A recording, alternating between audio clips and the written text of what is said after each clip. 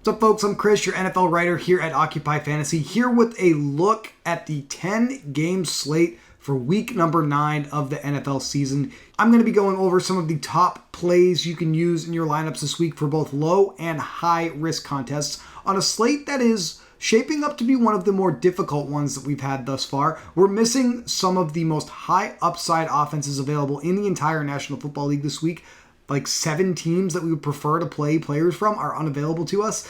2 most prominent being the Chiefs and the Dolphins, who will be playing in the matinee game in Germany to kick off the day. We also have the Chargers playing on Monday Night Football, so they're not an option. San Francisco 49ers are on bye this week, not an option. And then we have the Bills and the Bengals playing in Sunday Night Football, so just not an option for main slate DFS. My favorite play on the board is going to be the player you see on the screen here, New Orleans Saints running back Alvin Kamara. The Saints are favored by 9 points here in their game against the Bears at home down in New Orleans. And since Kamara returned from his 3-week suspension in week number 4 of the NFL season, he has been nothing but a model of consistency in the National Football League. 4 of 17.4 DraftKings points in his 5 games. It's the targets that set him apart from his peers at the running back position outside of the dip against the Patriots, which was a complete blowout. So that's why they did not need to continue targeting Alvin Kamara in the passing game that day.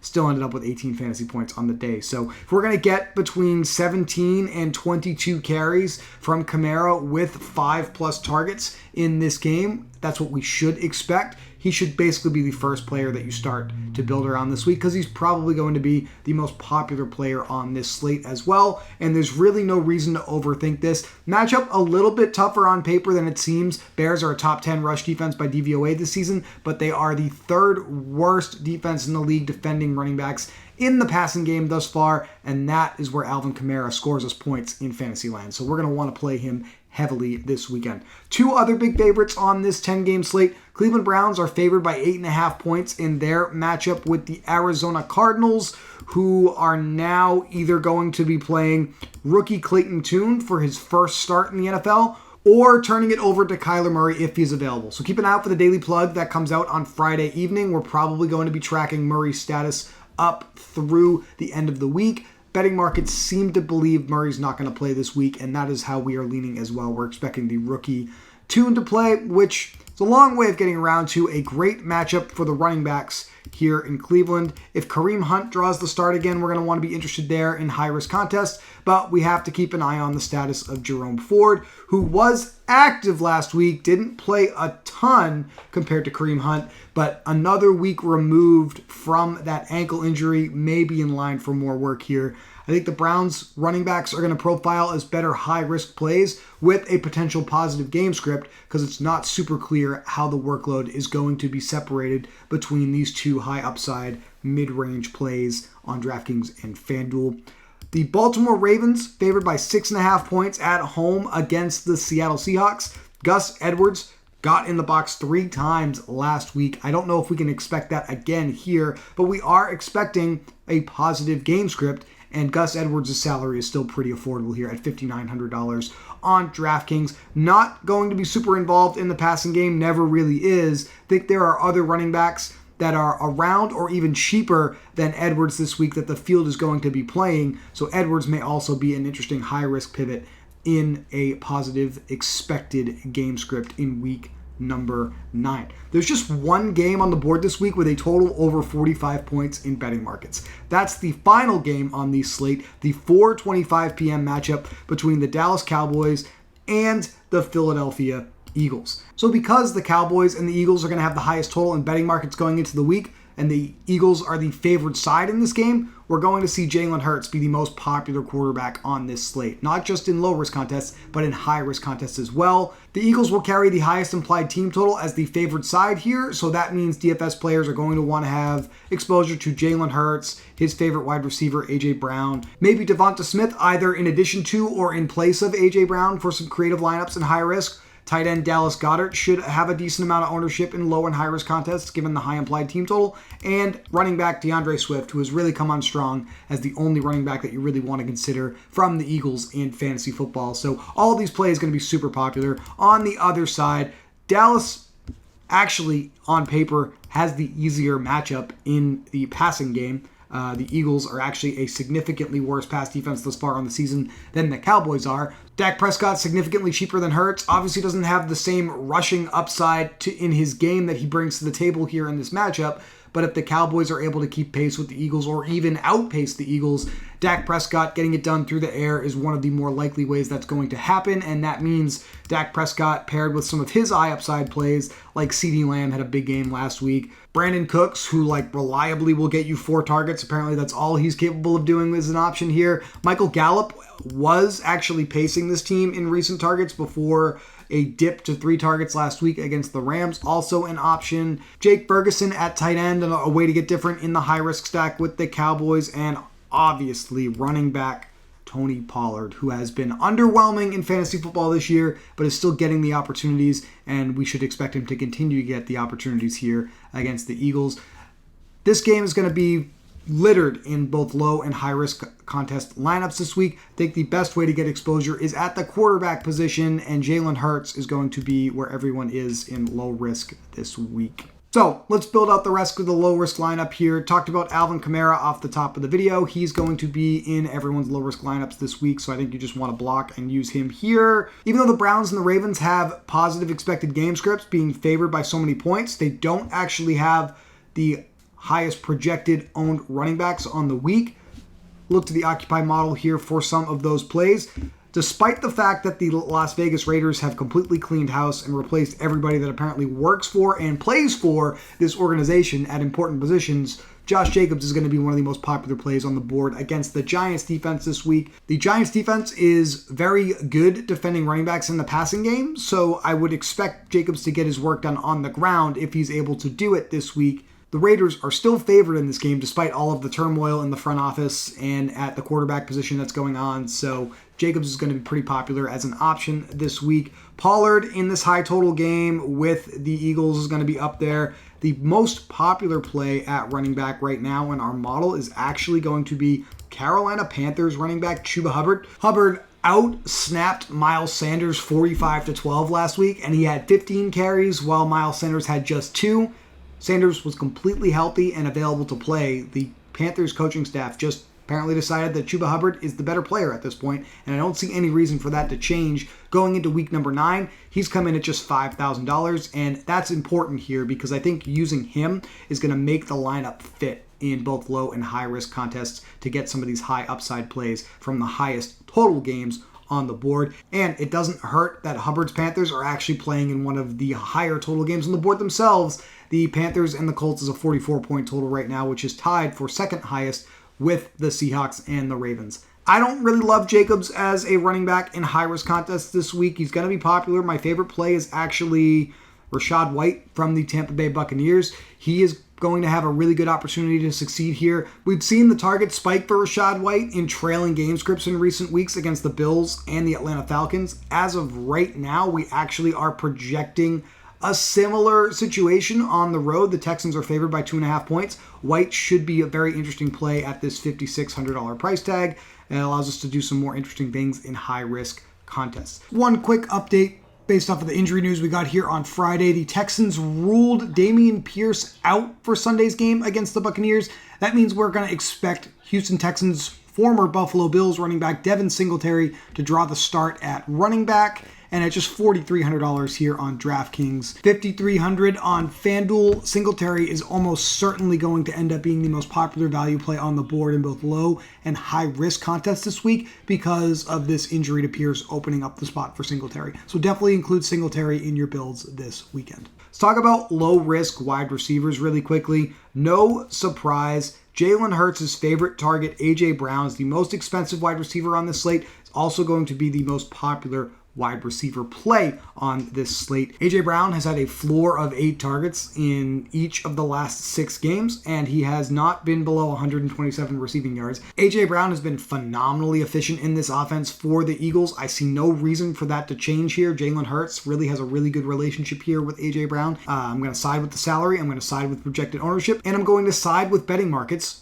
who expect the Eagles to have the most success this week as far as implied points are concerned, and I'm going to get A.J. Brown into my builds this week.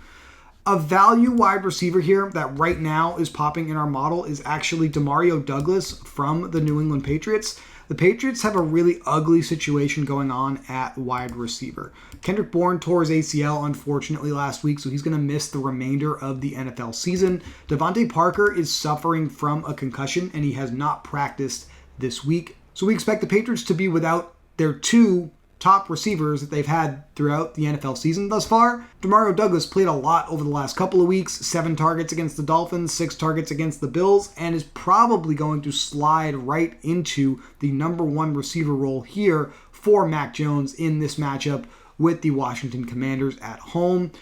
Consider this the cheap Patriot wide receiver building block for low-risk contests. If a different Patriots wide receiver ends up more popular by Sunday, then we will go with him. But as of right now, we expect it to be Demario Douglas. And this was a player the Patriots were super high on in training camp. If you were with us for the preseason, Patriots, we're talking about, they call him Pop Douglas here, pretty much every single week as a player to watch. And we had him featured in our preseason content for you. Douglas finally getting a chance to get his opportunity as a featured weapon for the Patriots here, just $4,000 on DraftKings. 35.66 remaining for a low-risk lineup. Our model loves the Green Bay Packers as the number 1 defense against the Los Angeles Rams this week. The Rams are going to be one of the offenses that's most likely going to be trotting out a backup quarterback this week. We expect Brett Rippon to draw the start because Matthew Stafford has a thumb injury that he's dealing with. So one of the things our model is picking up on is playing the Packers in this spot. But if you side with projected ownership and where the field is going to be, for just $100 more, we do like the Patriots against sack machine Sam Howell. That's where the field is almost certainly going to be this week. And with the breaking news on Wednesday that the Raiders have fired Josh McDaniels and benched Jimmy Garoppolo, we get rookie Aiden O'Connell making another start for the Raiders at home this week. The Giants defense at the minimum $2,300 price, also going to be kind of interesting, facing an inexperienced coaching staff and an inexperienced quarterback for their first game together. So I think the Giants will end up being a play that ends up being used pretty frequently this week as well. The field is going to be on TJ Hawkinson, Mark Andrews, Dalton Schultz, Dallas Goedert, and last week's hero, Trey McBride, for low-risk contests this week. My favorite in this bunch is going to be Houston's Dalton Schultz, who ranks extremely highly in our model. Now, in high risk this week, the Eagles and the Cowboys is going to be my favorite game stack on the board. I'm also going to be on the Ravens and the Seahawks and the Panthers and the Colts. I'm going to go with the proverbial chalk stacks this week according to betting markets. So how do you make a lineup work with some high upside Eagles and Cowboys? Well, I think Kamara is going to be the ultimate building block on this slate that we want to start with. But unfortunately, at his price tag, it makes it hard to fit some of these things around him. So we have to get a little creative. So with Kamara in there, how are we going to stack the Cowboys and the Eagles around him? Well, one of the easiest way to build game stacks is to do 2 things. The first thing that I like to do is actually use a running back as the bring back in my stack, because we're hoping for concentrated scoring on the passing side of an offense when we're linking up with a quarterback. Hopefully all the scoring on the other side of the game comes back with the running back. The easiest way to do this with Dallas and Philadelphia, just from a salary perspective, is to stack the underdog side Cowboys. We can use Dak Prescott. We can use his number 1 receiver, CeeDee Lamb. And my favorite value play, Michael Gallup, who has seen a few more targets than Brandon Cooks in recent weeks. We can use running back DeAndre Swift as the bring back. And hopefully this is the highest scoring combination in this game that we can use. $42.50 per player remaining. We got ways to really bump that up using a cheap defense. Good thing our favorite defense in the model is relatively cheap. One of my favorite plays on the slate at tight end at the model also likes Dalton Schultz, reasonably affordable. We're up to $5,000 per player remaining. We have I'll just use the most popular cheap wide receiver as an example in Demario Douglas, and you have $6,000 for that final spot. This is more than doable stacking the Dallas side. Now, what about the Philadelphia side? Obviously, I love using the running back bring back in general. Salary's kind of tight to get the Eagles in here as the highest implied team total offense on the board. I'm interested in making this work with the highest valued assets on the Eagles offense. And to me, That would obviously be Hurts. We got to start there. That would obviously be A.J. Brown. And I think the tight end Dallas Goedert is where I prefer to go here, given the amount of targets he's been seeing recently in this offense relative to Brown and Devontae Smith at cost. $4,800 for potentially the second most targeted weapon in this offense. If we're right about this, if we get Brown and Goddard in here, that's pretty high upside to me. And we can use the proverbial Curtis Samuel piece with Michael Gallup or Brandon Cooks on the Dallas side at a cheaper cost than the running back, bring back in Tony Pollard to get some other things in here. So I'll just use Gallup for the sake of the argument. Our favorite play at running back on the board, everyone's favorite play this week, Alvin Kamara. We have the value play in Chuba Hubbard. We have a really, really high upside defense in the Green Bay Packers. And you can see here, we've already got enough salary to make this work. Again, just for the sake of argument, the most popular value on this slate, Patriots wide receiver Pop Douglas, $4,000, $5,100 for that final spot. Lots of ways that you can play the week number 9 slate here in the NFL season. I think I've laid out the path for you here. And this is how I am currently looking at it for both low and high risk contests. If you have any questions, please leave them in the comment section below. If you like this video, we would appreciate the thumbs up on it. You guys have been doing a good job with that on the channel this year. We've been killing it with NBA videos for you since the NBA season started, and I know you all have been enjoying the live streams and the content in the Discord. I also go live in the Discord on Sundays to talk about the main slate before it locks, so keep an eye out for that. There'll be an announcement of when that show will be in the Daily Plug that'll publish on Friday nights. We will be back with a breakdown of Monday Night Football between the Chargers and the Jets here on YouTube for you all. We will also have some content about the Sunday Night Football game between the Bills and the Bengals that'll be available on the website. There'll be a plug for that, and you certainly are going to want to check that out as well. Good luck here in week number 9, guys, and we will be back next week to talk to you about week number 10 of the NFL season.